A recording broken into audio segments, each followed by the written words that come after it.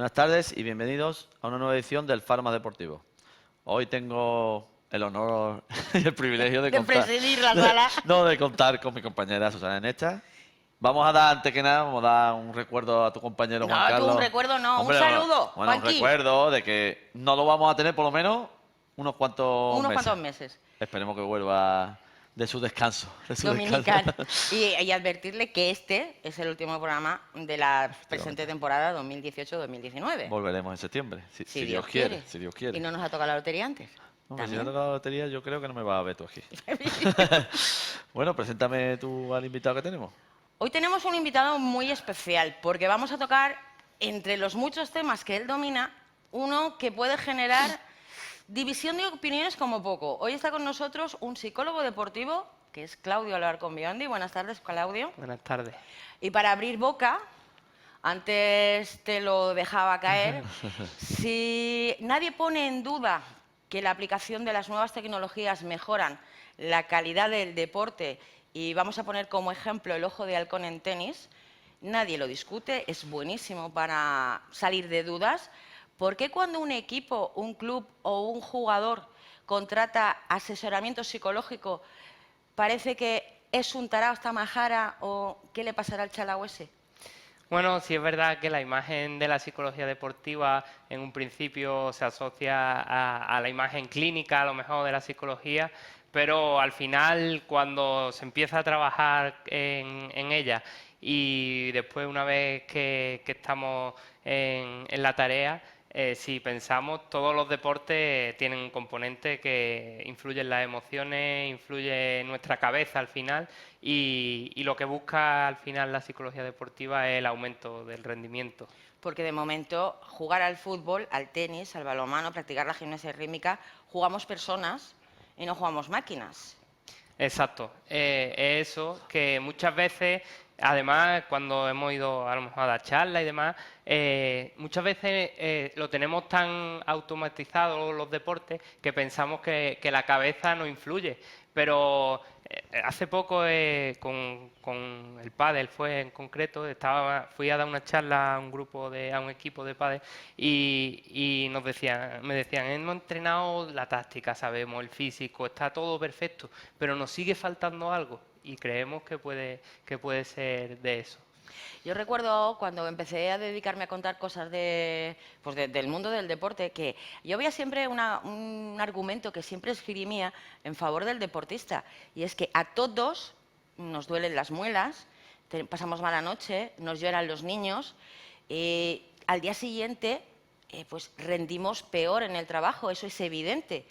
¿Por qué les exigimos a los deportistas que se inhiban del mundo de los mortales y que parece que tengan que vivir en una burbuja aislados de todo, cuando todos tienen familias, padres, problemas, igual que los demás? Exacto. Al final llevamos el deporte a tal extremo y a tal fanatismo o incluso como entran en juego tanto las emociones que creemos que los deportistas son máquinas, que no le influyen, que no pueden pasar una mala noche, que no se pelean con sus novias, que no se pelean con la familia, que no tienen problemas y entonces todo eso ellos tienen que llevarlo y al final llevarlo a la pista, al campo o dependiendo del deporte que sea. Bueno, Claudio, ¿cuál es tu trabajo en sí? Bueno, actualmente sé que trabajas con varios deportes, pero ¿qué es lo que tú le dices a los jugadores y a las jugadoras? Bueno, pues actualmente en la psicología deportiva, pues eso, pues estuve en el Ceuta 2 temporadas. Este año hemos trabajado cosas puntuales con jugadores fuera del equipo.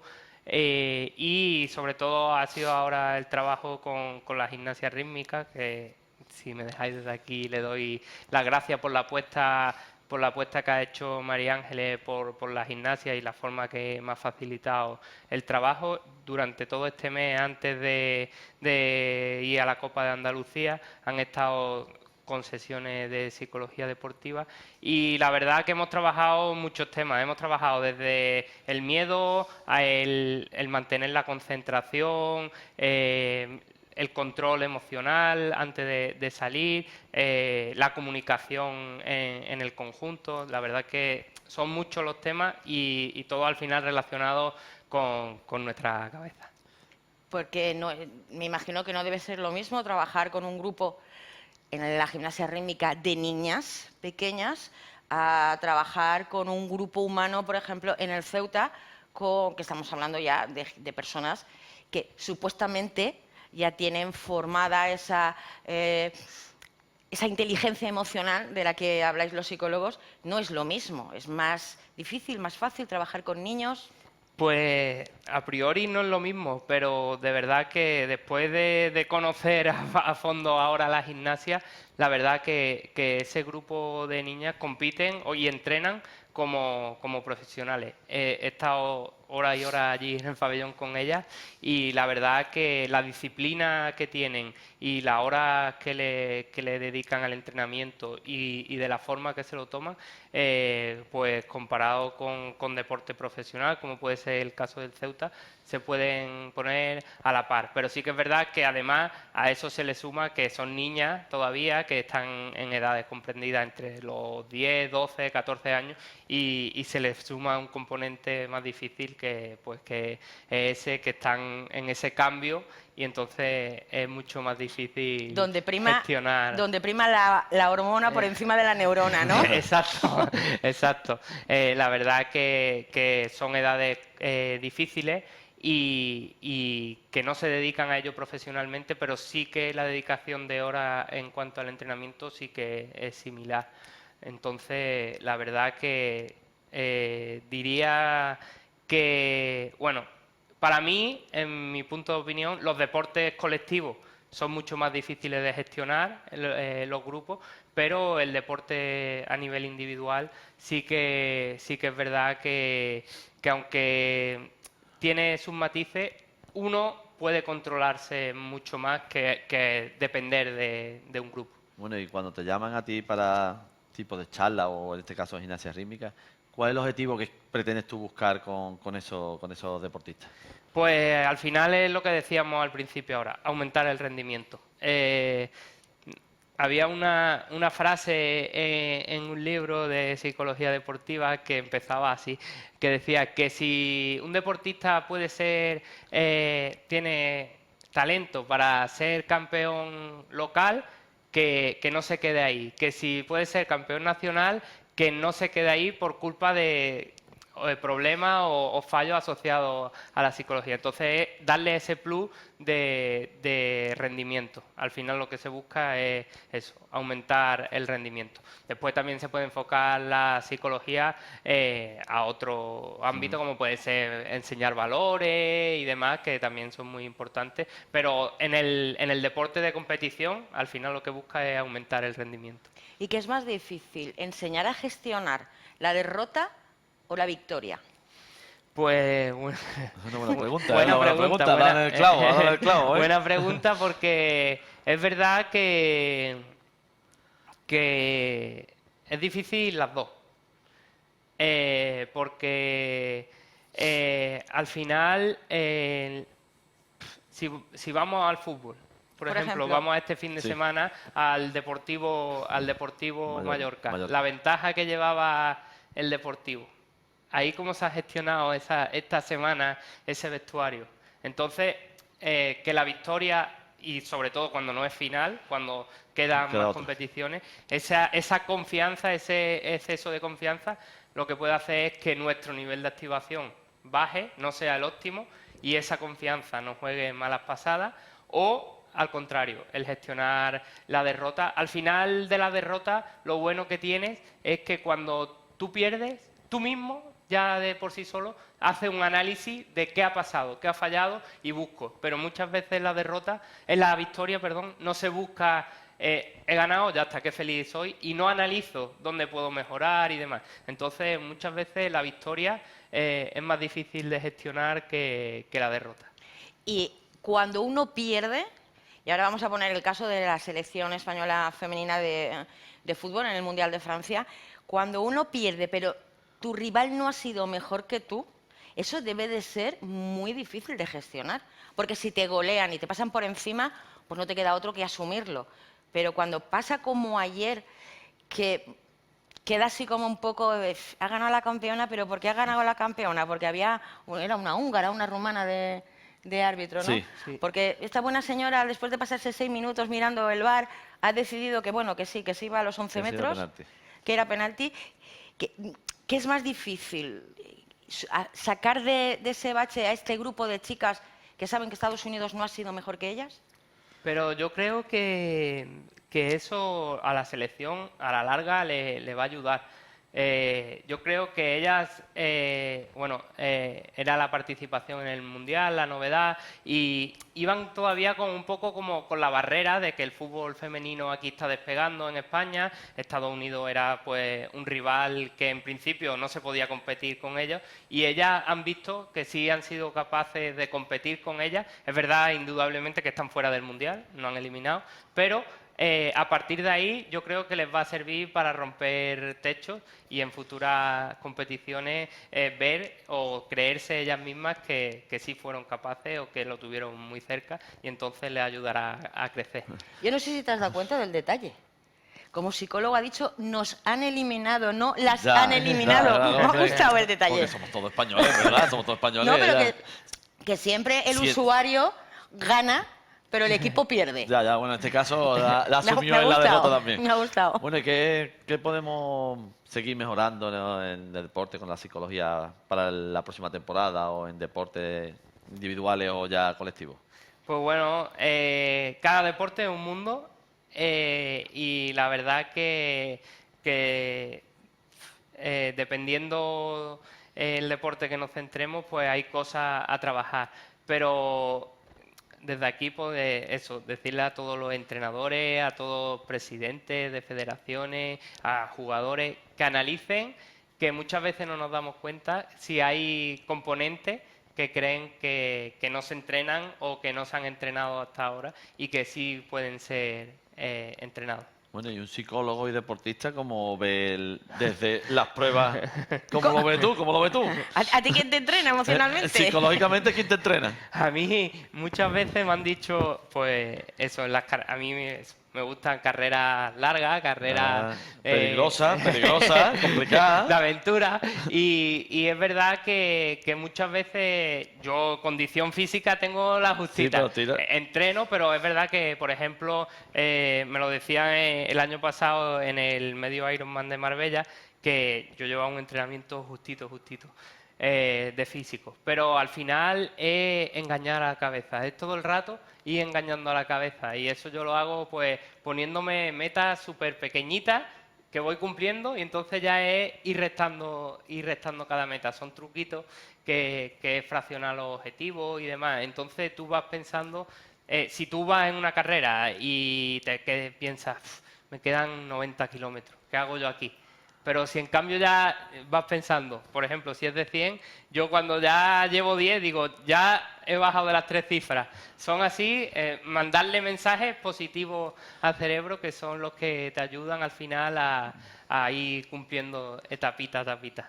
A mí ahora mismo me he reflejado yo mismo, pero no en el deporte, porque yo por deporte practico poco, pero sí es verdad que me he reflejado debajo del paso, porque debajo de un paso prácticamente dices, me queda tanto. Si dices me queda tanto, el cuerpo te hunde, pero si dices me queda de aquí a 10 minutos voy a bajar, pues ya psicológicamente Exacto, es lo mismo. Enseñar al cerebro a esos mensajes y a cambiar esos mensajes negativos que mandamos. Esa es otra de las cosas que, por ejemplo, que se trabaja en psicología deportiva, los automensajes, cambiarlos de negativo a positivo, esos mensajes.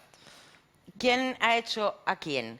¿El deportista ha hecho al psicólogo deportivo o el psicólogo ha hecho al deportista? Pues bueno, fue combinado, la verdad. Yo estaba en Madrid estudiando, y cuando terminé la carrera era lo que más me gustaba, era psicología deportiva, entonces decidí hacer el máster de psicología deportiva. Y entonces, haciendo el máster y un día yo pues había jugado a fútbol, lo típico aquí en Ceuta, federado y demás, pero no, tampoco destacaba.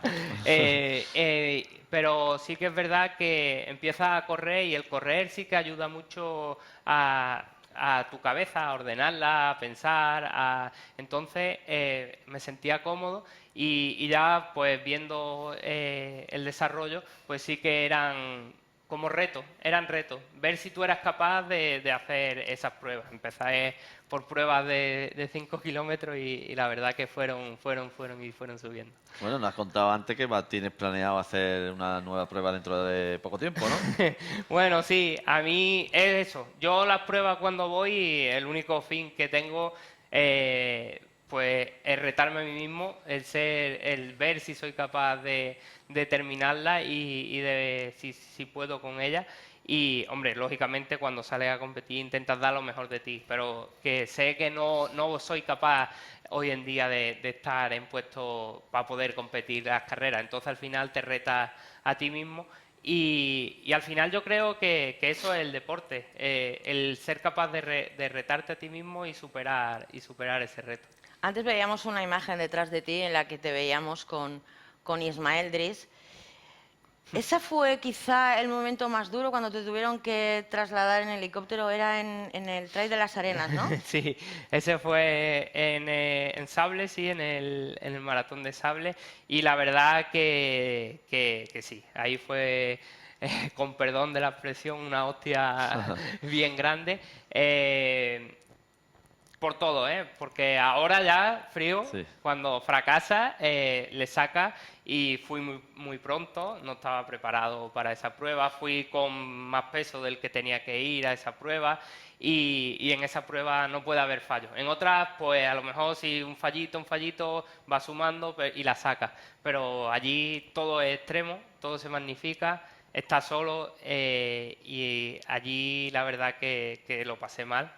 Y bueno, no me acuerdo mucho del momento, la verdad, de todas las parafernalias del helicóptero y demás, pero sí que me acuerdo, por ejemplo, de que también sirve para sacar siempre cosas positivas. Y una de ellas fue Ismael. La verdad que siempre que lo veo, no tengo palabras de agradecimiento para él, porque él estuvo conmigo en el hospital de campaña cuando llegué allí al campamento.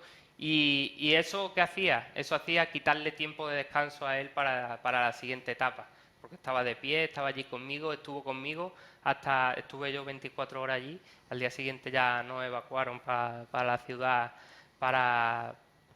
porque estábamos eso, en mitad del desierto. Y la verdad que Ismael estuvo allí conmigo y no se separó de mí. Y yo te he leído que dijiste que pese a todo que tú ibas a volver. Y voy a volver. Y cada vez está más cerca. La verdad que ya hace 5 años y bueno, este año ha sido la cuarta edición, el año que viene será la quinta y yo creo que de aquí a 1 o 2 años ya va a volver a tocar a ir, a intentarlo, porque esa prueba tengo que terminarla como sea. El año pasado también te montaste que ahora que lo estoy viendo detrás de ti, la Ultra Trail del Mont Blanc, de Samoa. Te lo pasaste bien, pero aquello fue durísimo. Sí, la verdad que allí, bueno, dicen que es la meca, ¿no?, de los corredores de montaña. La verdad que todos son unos paisajes impresionantes, un paisaje diferente desde que sale subida. Subida.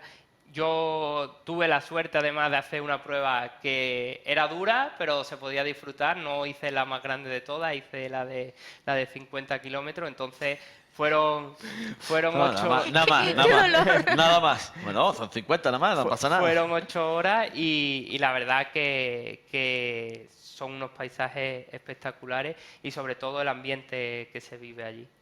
Bueno, Susana, ¿me dejarás terminar hoy el programa bien o me vas a cortar cuando vaya? Bueno, hoy te dejo, por ser el último te dejo. Venga, Sobre pues- todo voy a despedirme Sí, hombre, te iba a despedir, iba a decir que gracias por participar en nuestro programa y que hemos aprendido un poquito más de psicología deportiva. ¿Y si te ha quedado algo? No, al revés. Daros a vosotros las gracias por darnos un poquito de voz a la psicología deportiva y porque siempre estáis abiertos cada vez que os hemos dicho algo. Así que muchas gracias y al revés, un placer. Esta es tu casa, puedes venir cuando quieras, cuando te invite Susana, cuando te invite yo. Pues sí, Y nada, Susana, hasta septiembre ya. hasta septiembre. ¿Estarás contenta o estarás triste? Ahí, ¿no? A mí esto me gusta. Te lo voy a dejar a ti para ti siempre. Bueno, pues hasta aquí el Faro Más Deportivo. Volveremos en septiembre. Gracias.